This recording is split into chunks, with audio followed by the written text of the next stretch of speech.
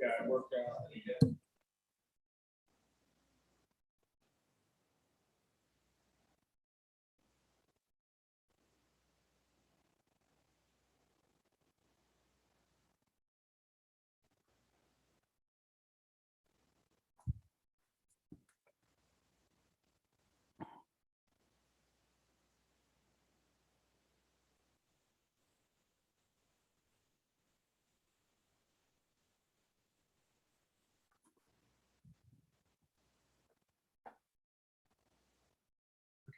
The parent comes.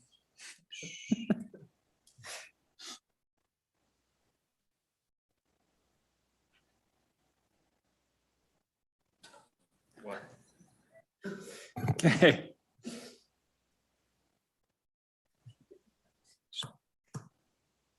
The official published time. Okay.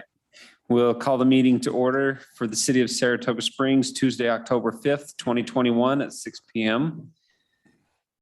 Present tonight, I have Councilman Karn, Councilman Wilden, Councilman Podeska. We'll call the meeting to order for the city of Saratoga Springs, Tuesday, October 5th, 2021. It's like an angelic voice. Present tonight, I have Councilman Karn, Councilman Wilden, Councilman Podeska. There, I turned it off.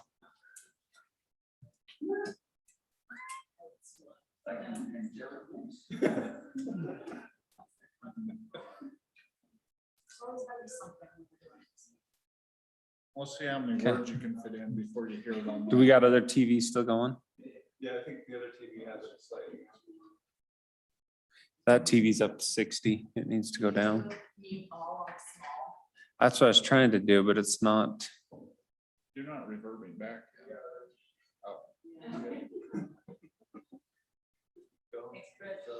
I just wanted to drive the point across. We were starting the meeting. I was wondering why you were saying it again for me.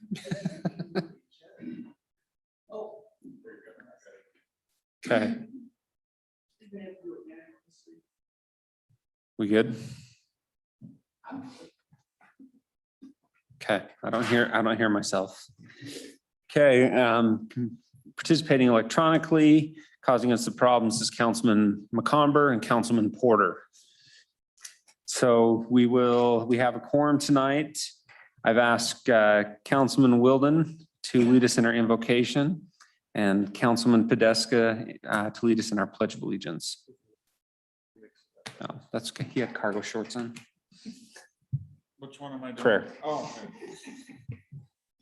You want to turn it on for me? Our Father in heaven, we're grateful for this evening and we're grateful we're able to be gathered as city leadership to evaluate the things that are brought before us. And we ask thee to bless us with thy spirit and thy guidance that we'll be able to make appropriate discernments and make good decisions for the betterment of all those who are in the city and all those who will come here. And we're grateful for our blessings and these things we say in the name of thy son, Jesus Christ. Amen. Amen. Everyone, please rise.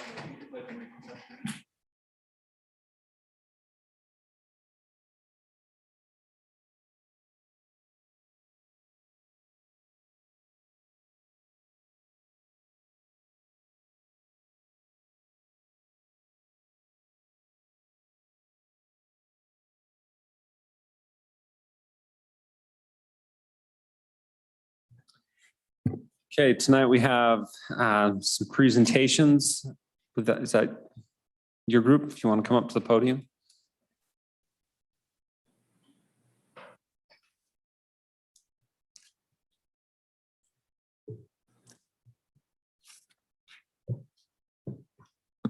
Hey, good evening. Thank you for letting me come spend a few moments of your time this evening. My name is Bronco Hunter. I'm a representative from the Utah Recreation and Parks Association. And it's my pleasure to be here tonight to recognize some outstanding things that you are doing in your community, but most importantly, some outstanding people and employees that are doing some great things in your Parks and Recreation Department. So first off, I'd like to invite Annalisa and Rochelle up here with me. So each year on the state level, we recognize outstanding individuals, outstanding programs, parks, special events, arts, all things parks and recreation. And so to begin, we've all had a tough year with COVID, and it sounds like Saratoga Springs has been super innovative to keep the community healthy, active, and well during the pandemic. And so, last year after things shut down for the quarantine, the Saratoga Springs special event staff started looking at how to safely provide residents opportunities to celebrate, as had been done in the past, with our traditional events, with what virtual programs that you guys could have provided while residents were stuck at home. While assisting with some of our quarantine events, such as our youth Kahoot games, Beautify Saratoga Yard Contest, and more, Rochelle Mousley started working on a plan for an adapted spring festival. In about 3 weeks or so, pivoted from the traditional event to putting together an Easter drawing contest, coloring contest, and 4 Easter bunny parades that ran simultaneously throughout the city on the Saturday before the Easter holiday. Rochelle worked with the PTAs from the various schools and others to put together parade routes that would go along most all the roads in the city. This allowed residents to physical distance while coming out of their homes to watch the parade.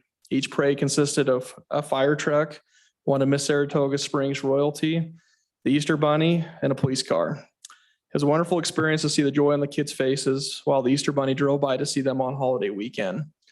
What a super awesome, innovative way to keep your citizens engaged in special events and somewhat of a community gathering during a challenging time. So at this point, I'm just really thrilled on the state level to present this award for the most outstanding event on the state from URPA.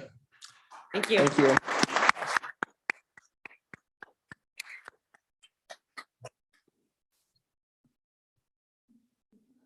All right, where's my Braves fan? Tyler, come on up. Say I've gotten to know these. We meet and rub shoulders monthly, and I just got to say, I work for Spanish Fork City, let alone being on the board of directors, and rub shoulders with a lot of people throughout the state. And I just want to say, you guys have an all-star team here and are doing some great things in your city. Go Braves. Tyler, I love Tyler. Tyler is awesome. And like I said, I've known him from the URPA level and from the KERPA level, but he is a great addition to the city of Saratoga Springs. He's got a great work ethic. He probably has an awesome wife, because to work in Parks and Recreation, our wives feel single a lot because we work a lot of nights. And so thank you for all you do as well. You should be recognized. Tyler's one that accomplishes things. He does things well. He runs programs well. In the field of Parks and Recreation, to run a good program, your attention to detail has to be second to none. There's just so many little things to it. And Tyler nails all of those when he runs his programs. He cares about his programs. He cares about the people. He's one of the kindest people that I know in the field. And I think it takes a kind, patient person to do what we do. I've never seen him mad. My goal is to get him mad just so I can see what it looks like. I have failed at that so far. But he just wants to provide the best possible programs for all those involved and have them have a great experience. He runs soccer by himself for over 2,000 participants. That's really impressive. I'd say most cities have multiple Parks and Recreation professionals running programs for that size. That's pretty impressive. He's doing that by himself. He's always looking to grow. He's currently looking to become certified Parks and Recreation professional in the field. And that just tells you a lot about who he is, and just a little bit, because he's always continuing to become better, progress, and do great things for the community. So that said, I'd like to present Tyler. He was recognized as the most outstanding young professional in our field in the state of Utah this year. Congratulations, Tyler. Thank you. Thank you.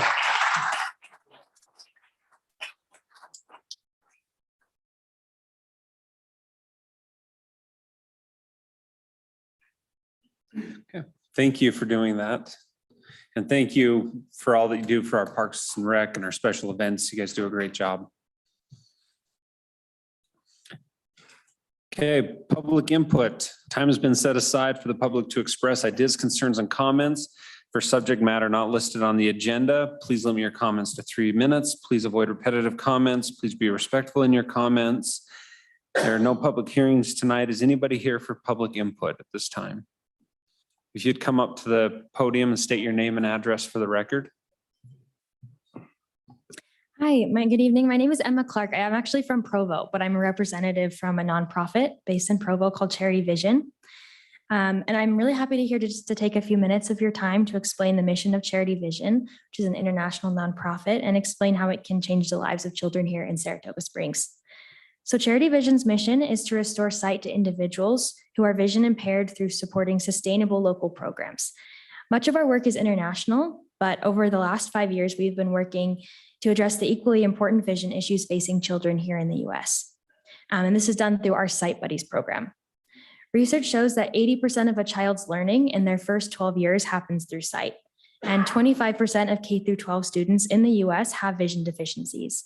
These deficiencies often go unaddressed in lower income children. And if we look just at the number of students using free and reduced lunch as an indicator of financial struggle, we'll see that that makes up nearly 40% of students in Utah. So far, Sight Buddies has served thousands of students around the state. We don't intend on stopping there. We would love to foster a partnership with Saratoga Springs School District and its supportive parents to restore sight to needy children in your community.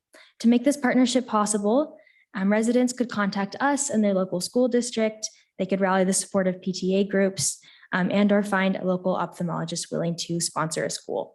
And we at Charity Vision will be there along the way to help out and to provide support. And eventually at the end of the screenings, we provide free lenses and free glasses to children who need them, who don't pass their vision screenings.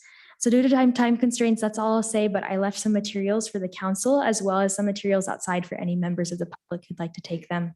Thank you so much for your time. Thank you.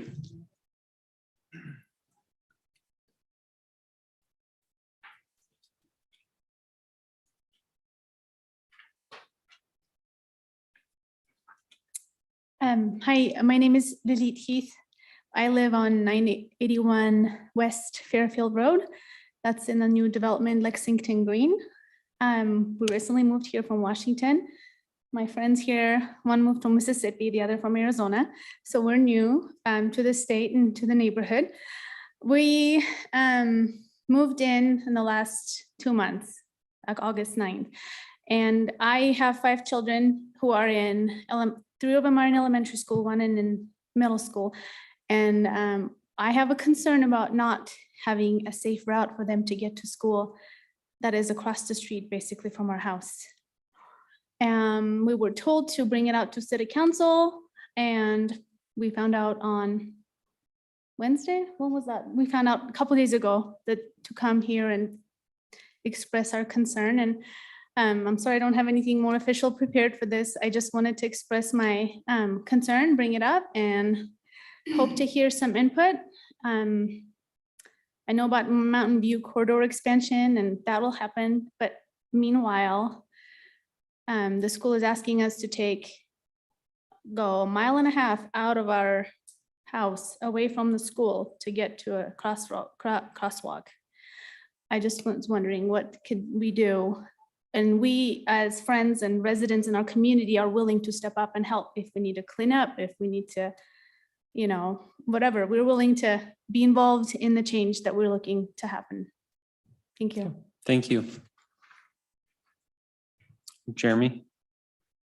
If you could get me your information, I'd be happy to correspond with you and we can work together. So just if you get a sec to write it down, you can drop it off whenever. Thank you. Thank you. Anybody else for public input? Seeing none, I will close the public input portion of the meeting. Any reports from the council? Okay. Mark and Owen are out to a conference for us. They're online. Do they have reports? Mayor, if I could, just real quickly, we do have a safe walking route, as was just brought up. As we've talked with the principal at that school, the safe walking route is basically following the trail along Pony Express. a crossing at the light, and then there is a trail that goes northward from Pony Express just east of the light to the school. So Jeremy can certainly speak with that resident and get that information. I apologize, I didn't get her name written down, but we're happy to work on that. And then Ken, I believe, is there. And we were asked briefly earlier today to just give some quick updates on some of the planning issues that have been brought up and asked by the council. And so Ken, if you just take a quick second and follow up with those few planning issues that we discussed earlier today. Other than that, Mayor and Council, just a reminder, we will be closed on Monday for the holiday, and as we typically have done for the last few years, we'll be using that day for our staff training. So staff citywide will be getting all of their training and things, all of our mandatory training taken care of on that day. So we will be closed Monday, but back open for business on Tuesday. So I believe that's all I've got, unless you have any specific questions after Ken makes his comments. Thank you. Okay, Ken? Okay, just to give a couple of updates here. We've been working for some time on working with the city attorney's office on some ordinance amendments to the provision for alcohol businesses and locations and zoning. So we are scheduled to go forward at the end of this month to Planning Commission with some ordinance amendments to Title V and Title 19 that will address those things. So just want to let you know that's in the works. We also, on the 19th of this month, will be coming forward to you for approval of a contract for a consultant to work with us in updating the general plan. And with that, we're going to address several things, of course, the entire community, but we are going to focus on a downtown development area, and we're also going to look at the mixed use zoning and the mixed waterfront zoning. Those are some things that we've discussed in the past that need some updates, but we wanted to kind of do some general visioning, which we will invite the council, planning commission, and public to pitch in on before we really refine those goals and then come forward with some ordinance amendments. Okay, thank you. Mayor, excuse me. There was one other item. We discussed ADUs at, I believe, our last council meeting. We will have some additional information at a future council meeting on that, just to remind everyone that we still are working on that, and that is still coming forward. Thank you. Perfect, thank you. Okay, I have consent items. I'll entertain a motion. Includes revisions on the minutes. Yes. Okay, so I move to approve the consent items dated today with any additions to the minutes.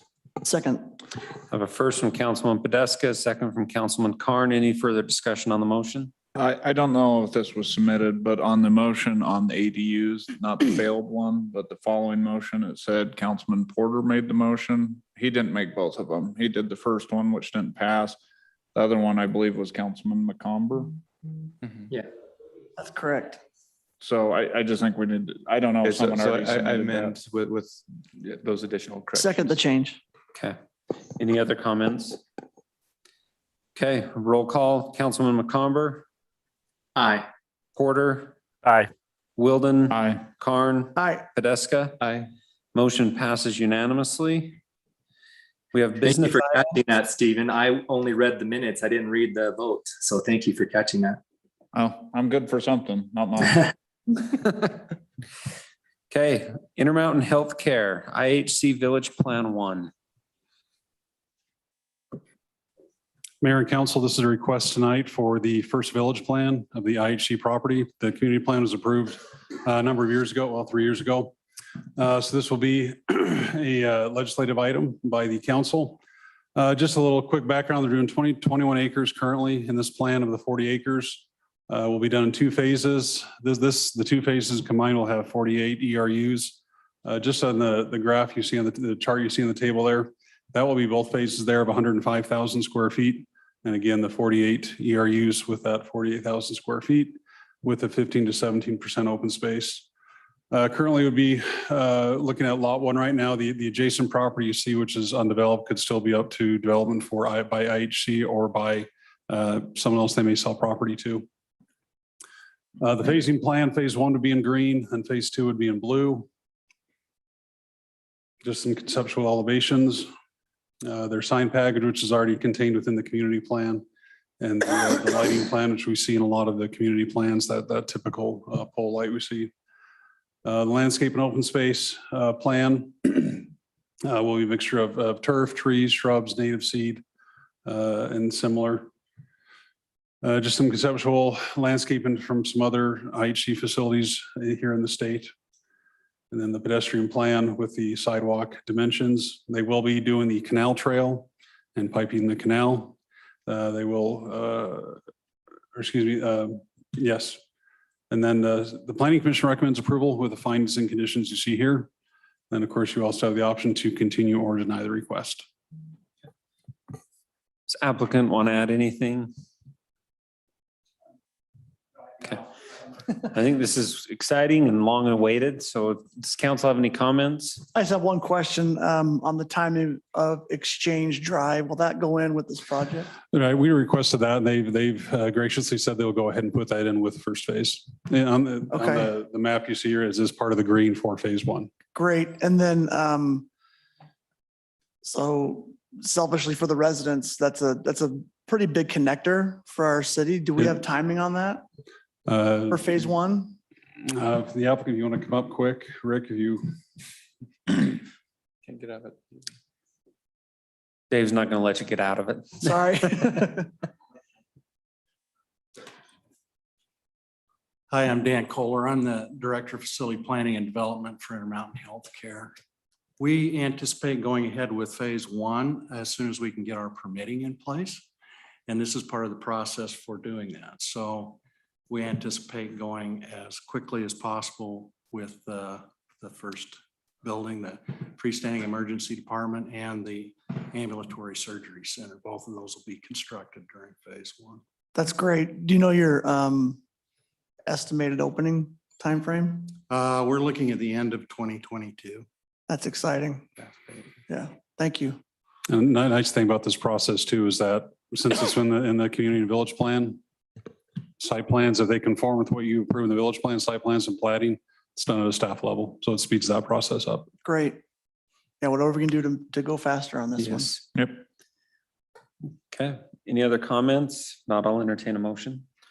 I'll move to approve business item one, Intermountain Healthcare IHC Village Plan 1, Medical Drive and Pioneer Crossing Ordinance 21-41 dated 10/5/21. I'll second. With all findings and conditions in the staff report. Okay. I'll First, second. Councilman Carn, a second from Councilman Carn, second from Councilman McComber. Any further comments on the motion? Podeska? Aye. Porter? Aye. McComber? Aye. Wilden? Aye. Carn? Aye. Motion passes unanimously. Thank you, and Thank we're you for looking your forward to time it. and appreciate Thank you. your Thank you. consideration. Thank you. Okay, business item 2, the North Shore Commerce Center, GPA and rezone. Elizabeth Cole applicant. Yes, this request involves the general plan of land use map amendment as well as rezone of the property. Just here on the map, you can see the property outlined in blue. This is the current general plan map. So they're asking to go from light industrial and regional commercial to office warehouse. And then the rezone would then take place as from mixed residential and regional commercial to office warehouse. What the applicant would like to do, this is at a concept level here, but this is their intent, is to build 3 office warehouse buildings. And again, this type of building will only be allowed in the office warehouse or industrial. Conceptual elevations you see here. And then the planning commission does recommend approval with the findings and conditions of the on the staff report on the screen here. And of course, the option to continue or deny. Okay. Comments from the council? I do. Okay. Is that my I comment? think, thank you. I think that this fits for me, it fits the vision, mission for the city. I think that office warehouse is definitely a high demand right now. Regional commercial is not really looking in this area when we have, as a city, have pretty much made regional commercial draw being off Redwood Road and then west of Redwood Road and north of Pioneer Crossing is going to be the real heart of a lot of our business from a regional commercial perspective, and then further north. And so I think that the demand or the load on this land from an office warehouse would be even less than regional commercial, which I also think is essential because we do have a lot of density in this area. And traffic on Pioneer Crossing, Saratoga Road, Pony Express, this is all going to be a high demand area. So I think that it meets those criteria. My last thing, sorry, I'm about to cough.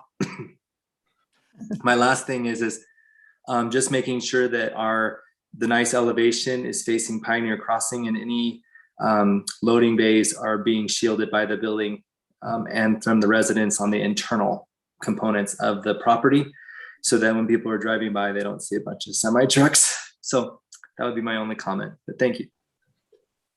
I had some comments as well, Mayor.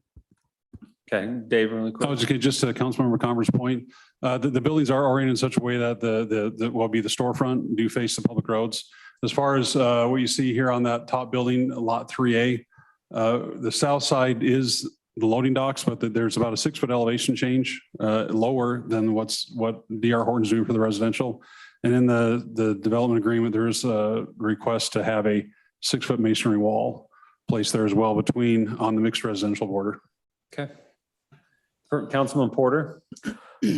I'm not sure if the applicant is there or not, but I listened to the well, first off, I want to speak to the zone change and the master plan amendment, the general plan amendment, mainly because I think this is, as was said previously, this is a need in our city. This is the first one we're seeing kind of get shovels in the ground, and I'm excited to bring this type of product to our city where people can start a business or locate in an existing business, and to act as that kind of economic driver. We have a lot of retail, commercial, but we don't have a lot of places for people to locate their non-retail businesses, I guess. So I look forward to it from that standpoint. As I said, I watched the Planning Commission. This has more to do with the concept plan, which I understand we are not approving, or we don't approve. But under the concept plan review, there's a table, and it lists the maximum height of the structures, the regulation being 35 feet, and saying that the 40 feet, they're requesting 40 feet, which I'm fine with. But it would need to be approved by City Council via development agreement. I would like to see us, if possible, just amend the code rather than doing this as a one-off through development agreement. During the Planning Commission, the applicant mentioned that 40 feet is basically the industry standard. And so I don't see any reason why we would do this one at a time rather than just adjusting this zone to fit the. Chris, I think we're good though, moving with it. Yes, I'm absolutely fine moving forward with this and taking care of it quickly. However, I would like staff to bring back, if there's another supportive council member, to bring back a code amendment so we can just change this throughout the city for future applicants. Yep, we've got that. That's been on our agenda to bring that back to you. All right, sooner the better. Can I just address that really quick? Sorry, Commissioner Porter. So in the last legislative. I do what you meant. Whatever. Council member, councilman, commissioner, what else do you want to be called? Whatever. Yeah, so in the last legislative session, the legislature passed a bill saying that development agreements could basically change land use regulations for one particular parcel of property. However, that's not a best practice because, like Council Member Porter mentioned, these are one-offs. This would be like a one-off zone change or Title 19 change. We don't want to get in the habit of doing that. If the 40-foot height requirement makes sense citywide, You Yeah. should just change the code and not do that in a development. Yeah, and I know talking with Doug Meldrum and a couple of the businesses that we've talked on other properties, that 40 foot is kind of a big thing to make a warehouse, office warehouse work for usability. So I think it's definitely something we just need to get changed in the code. I don't want to hold this developer up, though, while we're trying to get code changed. So we have to do the one off this time. I think that we're all in agreement to that, but Kevin, I think you were alluding that maybe we didn't want to do that, but I don't want to hold this developer up. They're ready to get in the ground. Sorry, I am fine with doing it in this development agreement. I don't think you want to get in the practice of doing this on a regular basis. And the fact that we're bringing I it would- later, that's exactly what I'm recommending. Perfect. My only question here is with the change in the mixed residential zoning, are we adding any density to the overall project or shifting or what's happening with that? No, and Chriselle with DR Hortons here, if she wants to put in her 2 cents, but the density, no, these are already zoned for commercial uses. Is that just a this or this? Could you state your name and address for the record? You want my address? It's really long. Net 1, 2, 3, 5, net 1. worth while you're at it. 0. It's a good question. There was 192 units assigned to this area, the 23 approximately. And with this rezone, that will go away because you'll record a new development agreement, which will preempt mine, and those will be removed. So there's no further So we're density. reducing the overall density of the project. In a sense, yes. If it were not to go commercial and because we have a 2-year reverter clause in there. Right. So, yeah. Okay, that's good. So, perfect. Mhm. Okay. If there's no other comments, I will entertain a motion. I'll move that we approve business item 2 as stated on the agenda, including all staff findings and conditions. I'll second. Okay. I have a first from Councilman Wilden, a second from Councilman Porter. Any further comments? Councilman Podeska? Aye. Porter? Aye. Wilden? Aye. McComber? Aye. Karn? Aye. Motion passes unanimously. And we look forward to staff bringing those changes back to the code so we can just move forward on other projects. As far as that one, if we're expecting those alcohol changes to come to you in November, we'll get these on the planning commission here in October so it can come to you the next month. Perfect. Thank you. Mayor, if I could interject one thought, I do want to offer some appreciation to DR Horton and for Chriselle for working with us on this. If you recall, a few years ago, the mayor and council really emphasized the desire to have this property change from residential to a higher zoning classification. So they've really done a great job in working with us on that. And we want to express our appreciation to them for being such great partners in bringing the type of development to the community that you'd requested. So again, I apologize. It's a little out of turn, but I just want to make sure that they get the kudos that they deserve for a job well done on meeting the intent of what you've requested. Absolutely. Thank you. Okay, there's no need for closed session this evening, so I will adjourn the meeting.